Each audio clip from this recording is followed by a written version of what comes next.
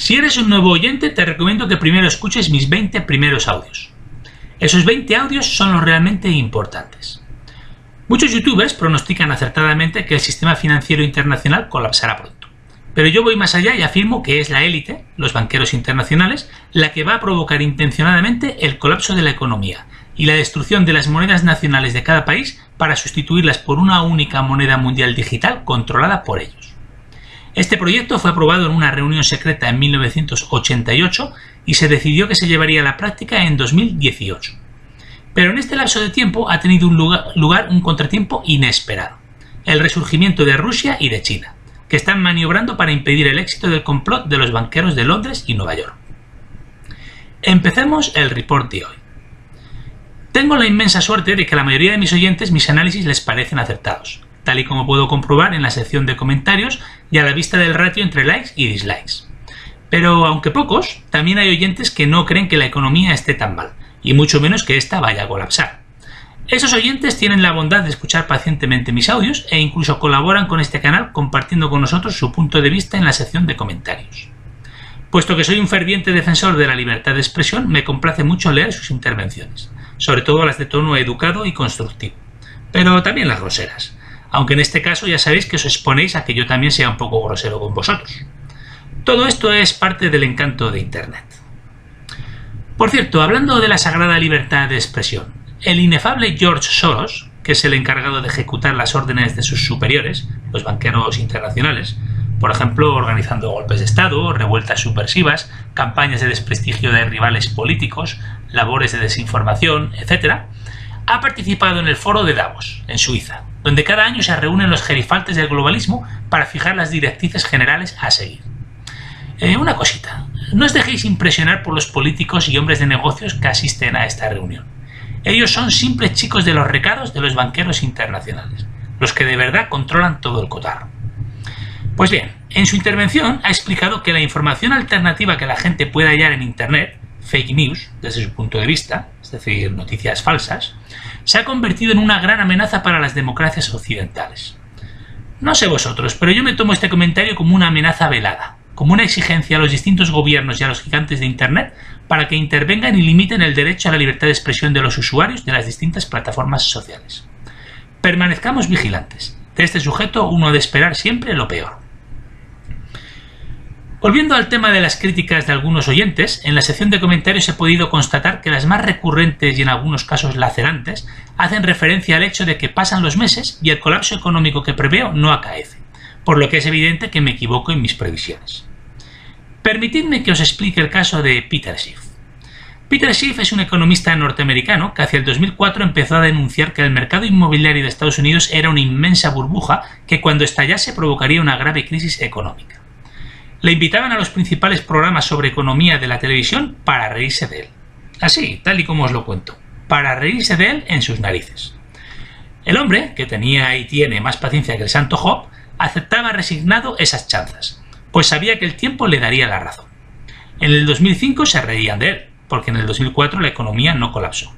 En el 2006 se reían de él, porque en el 2005 la economía no colapsó. En el 2007 se reían de él, porque en el 2006 la economía no colapsó. Hasta que llegó el 2008 y, efectivamente, la economía colapsó. Dejaron de invitarle a sus programas de televisión. Bueno, pues no os lo vais a creer. De vez en cuando, pocas veces, últimamente vuelven a invitar a Peter Schiff a esos programas, donde afirma que se avecina otra crisis, solo que esta vez va a ser 10 veces peor que la de 2008. ¿Sabéis qué sucede a su alrededor? Que el resto de invitados se ríen de él. Sí, otra vez. Al final va a ser verdad que el ser humano es el único animal que tropieza 2 veces en la misma piedra. En el 2006, Peter Schiff pronosticó que el sistema financiero norteamericano colapsaría pronto, o sea, hacia el 2007, o el 2008, o el 2009. Es muy difícil acertar la fecha exacta. Finalmente, Lehman Brothers quebró en septiembre de 2008, la fecha oficial del inicio de la crisis. Pero en realidad, en el año 2008 y los años sucesivos, el sistema no llegó a colapsar. Sobrevino una gran recesión, sí, pero no colapsó. ¿Quiere eso decir que Peter Schiff se equivocó? Sí y no. El sistema tendría que haber colapsado, pero no lo hizo porque sucedió algo que ni se le pasó por la cabeza que fuera posible. Que la Reserva Federal pudiera ser tan insensata irresponsable y canalla como para imprimir la demencial cantidad de dinero que imprimió de la nada y a lo loco a partir del 2008. A lo que hay que añadir que ha mantenido los tipos de interés prácticamente a cero durante 10 años. Esta temeraria y suicida actuación sencillamente no entraba en sus cálculos. Pero eso es precisamente lo que sucedió. Con esta operación la élite ganó tiempo, si bien ya se ve que múltiples indicios demuestran que ese tiempo se está agotando. La Reserva Federal imprimió una cantidad absurda e indecente de papelitos de colores, o más bien de unos y ceros en los ordenadores. A partir de ahí podría haber hecho dos cosas: repartirlo entre sus amigos o repartirlo entre todos los ciudadanos. ¿Por cuál de las dos opciones creéis que se decantó? Efectivamente, por la primera opción. La Reserva Federal regaló ese dineral a sus amigos de Wall Street, que en la última década se han dedicado a comprar con esos papelitos de colores los bienes más atractivos de cada país, por ejemplo, edificios enteros en las ciudades más chic del mundo, y sus empresas más valiosas, tanto empresas privadas como empresas públicas indebidamente privatizadas. Dentro de muy poco se verán las consecuencias de todas las locuras monetarias perpetradas en la última década por los bancos centrales, que con sus medidas van a provocar la destrucción de las monedas nacionales, especialmente del dólar y del euro.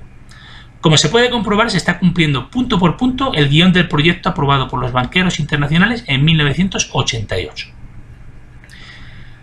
Dejadme ahora que os hable de Irwin Schiff, el padre de Peter Schiff. Este hombre escribió un libro en el que demostraba que el impuesto sobre la renta es inconstitucional y por tanto ilegal. Irwin Schiff se negó a pagar este impuesto de forma reiterada. Finalmente, en el 2006, a la edad de 78 años, fue condenado a 13 años de prisión. Murió en la cárcel 9 años después, en el 2015, a los 87 años de edad. Según su hijo, el comportamiento de los médicos de la prisión fue lamentable. Además, un juez le prohibió vender su libro autopublicado, pues ninguna editorial lo quiso publicar, lo que demuestra la deriva autoritaria en la que se halla ese país y la preocupación de la élite por el hecho de que la gente abra los ojos y reaccione antes de haber alcanzado sus objetivos. Por cierto, el impuesto sobre la renta fue aprobado por el Congreso en 1913, poco antes de la creación de la Reserva Federal, durante el mandato de Woodrow Wilson, probablemente el peor presidente que haya tenido nunca Estados Unidos. ¿Sabéis cómo convencieron a los ciudadanos para que apoyaran dicho impuesto? Dijeron que era un impuesto para gravar a los ricos. La gente de a pie estaba encantada con esta medida. Y efectivamente, los 3 primeros años solo lo pagaron los ricos. El problema es que a partir de 1917, el año que Estados Unidos entró en la Primera Guerra Mundial, extendieron dicho tributo a la clase media con la excusa de que todos los ciudadanos tenían que contribuir al esfuerzo de guerra. Hoy en día este impuesto solo lo paga la clase media, pues los ricos utilizan sofisticados trucos de ingeniería fiscal para eludir sus obligaciones tributarias. Así que ya veis, mucho cuidadito cuando oigáis a los ricos, como el especulador Warren Buffett, afirmar que a él le encantaría pagar más impuestos. No sé qué traman él y sus amiguitos cuando hace esta afirmación, pero cuando lo escucho lo primero que hago es meterme la mano en el bolsillo para asegurarme de que mi cartera sigue ahí. Permitidme acabar este audio hablando de la ley por la que se creó la Reserva Federal en 1913, lo cual nos obliga a referirnos al hundimiento del Titanic. Ah, que no acabáis de ver claro qué tendrá que ver la Reserva Federal con el Titanic, ¿verdad?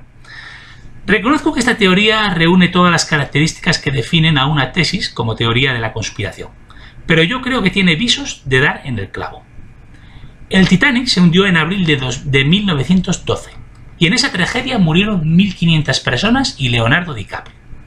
Pero aparte de Leonardo, murieron varios multimillonarios que se oponían a los planes de los Rothschild, los Rockefeller y JP Morgan de crear la Reserva Federal. Una tragedia muy conveniente, como podéis comprobar. A muchos de vosotros os resultará imposible creer que alguien esté dispuesto a sacrificar a 1.500 personas inocentes para enmascarar el asesinato de varios formidables rivales. Recapacitad. Estamos hablando de las mismas personas que provocaron la Primera Guerra Mundial, la Revolución Rusa y la Segunda Guerra Mundial para hacerse con el control de Alemania, Italia, Rusia y Japón. Para esta gente el sacrificio de 1.000 y pico personas carece de relevancia. Por lo demás, resulta que el Titanic pertenecía a JP Morgan y que el mismísimo JP Morgan iba a embarcar en el Titanic en ese viaje, pero casualmente en el último momento no lo hizo porque se encontraba indispuesto. Por cierto, vais a alucinar con esto. Resulta que en 1898 un escritor llamado Morgan Robertson escribió El hundimiento del Titán, un libro de ficción que narraba cómo un transatlántico llamado Titán se hundía en el Atlántico tras chocar con un iceberg. Algunas malas lenguas dicen que J.P. Morgan encontró inspiración en este libro. Me pregunto si alguien habrá publicado un libro a finales de los 90 acerca de unos aviones que se estrellan contra unas torres mellizas. Ya lo dicen ya, que algunos criminales han sacado sus ideas de los capítulos de CSI. Llamadme conspiranoico, pero la verdad es que a mí todo esto me cuadra bastante. En 1912 eliminan a las personas que pueden obstruir sus planes. En 1913 crean la Reserva Federal y en 1914 provocan el estallido de la Primera Guerra Mundial, pues era de vital importancia que la Reserva Federal se pusiera a imprimir dinero a lo loco cuanto antes. Pues lo mejor que puede hacer una criatura recién nacida es ponerse a andar cuanto antes, más aún si nace en la jungla. Y creedme, la jungla es una guardería comparado con el mundo de las finanzas. La Primera Guerra Mundial finalizó con el Tratado de Versalles de 1919, por el que Alemania se comprometía a pagar una indemnización desorbitada a Gran Bretaña y Francia, que a su vez habían contraído una gigantesca deuda con Estados Unidos, o mejor dicho, con los banqueros de Nueva York. Supongamos que esa deuda era de 100x. ¿Qué hicieron a continuación? Estados Unidos le prestó 100x a Alemania, que seguidamente entregó esos 100x a Gran Bretaña y Francia como compensación de guerra, que a su vez entregaron esos 100x a Estados Unidos, con lo que su deuda quedaba saldada. Al final de la operación, Alemania le debía 100x a Estados Unidos. O sea, que Estados Unidos controlaba a Alemania a través de su deuda, tal y como se planificó desde antes de que empezara la guerra. El hombre de confianza de los banqueros de Nueva York y en Alemania era Walter Rathenau, que murió asesinado en Berlín en 1922 cuando ocupaba el cargo de ministro de Exteriores. A partir de ese momento, los banqueros de Nueva York empezaron a perder el control de Alemania, hasta que sus agentes fueron efectivamente expulsados tras el ascenso al poder de Adolf Hitler en 1933. Vaya con el efecto mariposa y sus misteriosos vericuetos. Un barquito se hunde en 1912 y eso acaba provocando que Adolf Hitler llegue al poder 20 años después.